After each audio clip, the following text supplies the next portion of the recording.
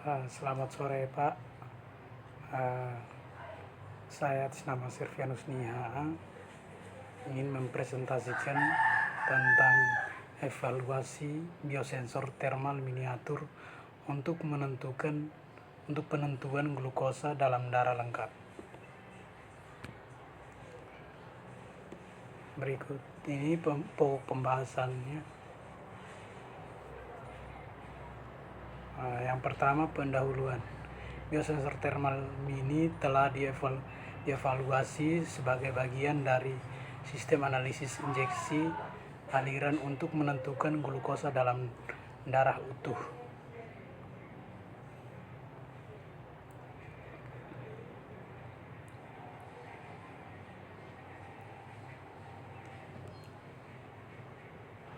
Glukosa ditentukan dengan mengukur panas yang dihasilkan ketika sampel yang mengandung glukosa melewati kolom kecil dengan glukosa oksidase dan katalase yang tidak bergerak.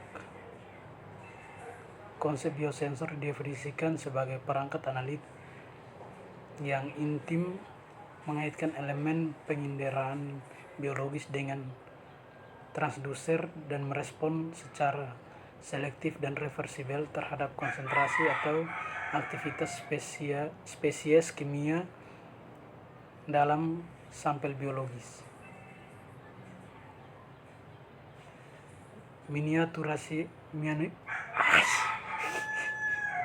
Miniaturisasi biosensor thermal telah menyebabkan penggunaan volume sampel yang kecil, memberikan rentang linear yang lebih luas dan waktu respon yang lebih singkat. Pengukuran glukosa darah utuh dengan biosensor thermal aliran injeksi dapat mengarah pada pengembangan sensor mini untuk pemantauan rumah serta peralatan untuk pemantauan glukosa secara terus-menerus.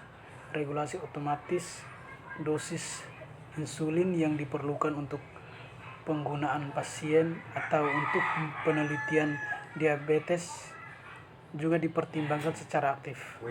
Pengenalan teknologi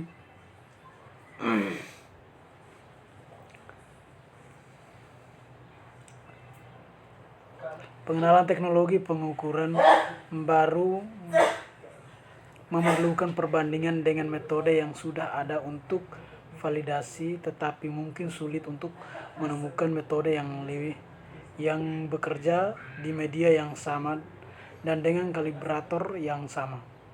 Masalah ini dibahas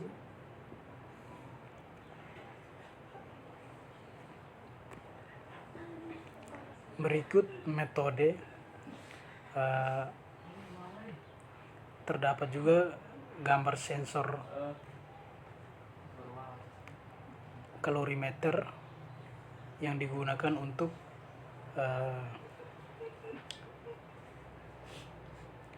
mengukur glukosa darah.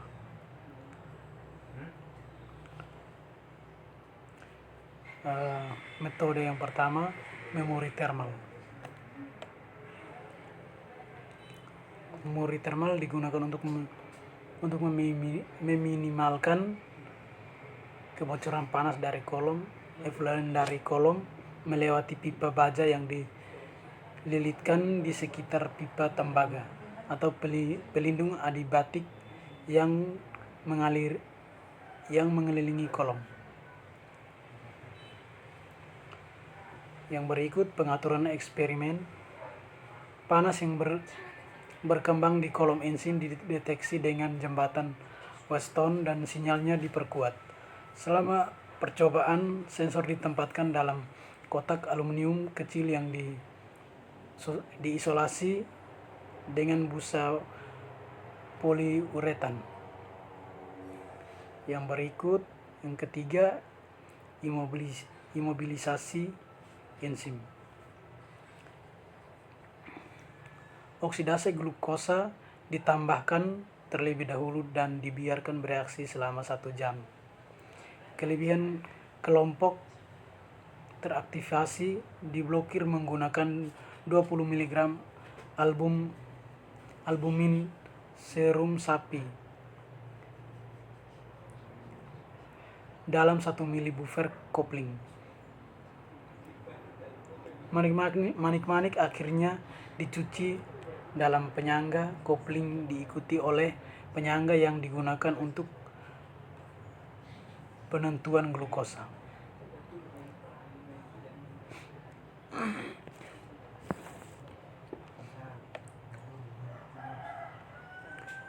Yang keempat, kalibrasi. Larutan standar glukosa 40 mmol per liter disiapkan dalam buffer analisis selama 24 jam sebelum digunakan. Standar glukosa pada konsentrasi 1-20 mmol per liter dibuat dari larutan standar dan dibuat kurva kalibrasi berdasarkan panas yang dihasilkan sebagai fungsi dari konsentrasi glukosa. Yang kelima, pengumpulan dan pretreatment sampel darah.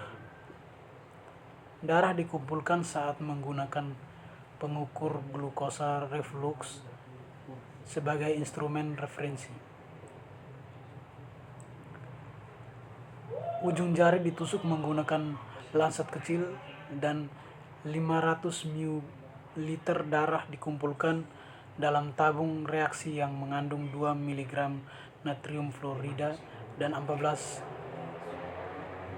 liter natrium heparin.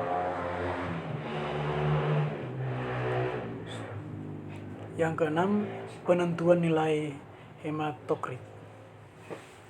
Kapiler kaca diisi dengan darah setelah sertifugasi dengan menggunakan kecepatan rotasi dan runtime yang ditentukan. Bagian kapiler yang diisi dengan kriptokrites diukur dan nilai hematokrit dihitung.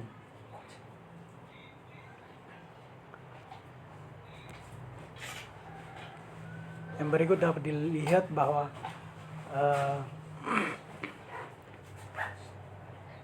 yang berikut itu hasil dan pembahasan.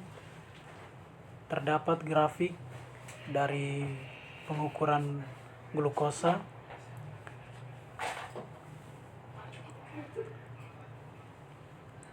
korelasi teknik.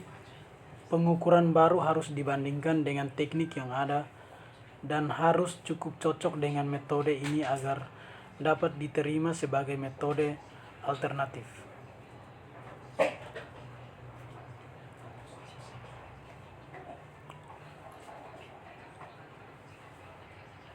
Keterulangan atau ketepatan dalam menjalankan dari metode yang akan dibandingkan adalah penting karena ini menunjukkan tingkat kesepakatan. Berikut hasil dari grafik di atas. Untuk biosensor ini diperoleh dengan berulang kali mengukur sampel darah 5 mmol per liter sebanyak 20 kali. Batas deteksi sama dengan konsentrasi yang memberikan sinyal to noise ratio 2. Grafik korelasi antara biosensor thermal dan ECTA-Chem ditunjukkan adalah metode perbandingan yang paling umum.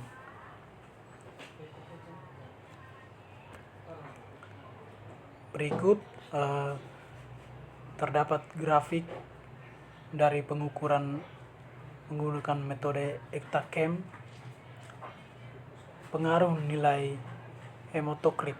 Nilai hematokrit adalah fraksi volume darah utuh yang terdiri dari eritrosit.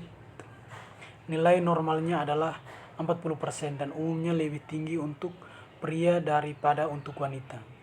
Konsentrasi glukosa darah lengkap adalah kombinasi dari konsentrasi glukosa dalam plasma dan eritrosit.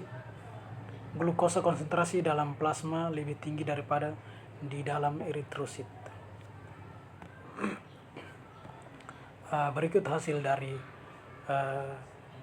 grafik ECTA-Chem dapat dilihat pada slide. Hal ini disebabkan fakta bahwa kadar air dalam plasma lebih tinggi, yaitu 93%, daripada di dalam eritrosit yang hanya 73%. Konsentrasi glukosa dalam cairan pada keduanya kompetimen menjadi sama. Pada nilai hematokrit normal, glukosa konsentrasi dalam plasma telah ditemukan 14-16% lebih tinggi dari itu untuk darah lengkap. Selanjutnya, nilai hematokrit telah ditunjukkan mempengaruhi konsentrasi glukosa yang diperoleh untuk seluruh darah, terutama untuk metode strip uji, memberikan pembacaan rendah palsu untuk hematokrit di atas 50% dan pembacaan tinggi palsu untuk hematokrit di bawah 40%. Yang berikut kesimpulan.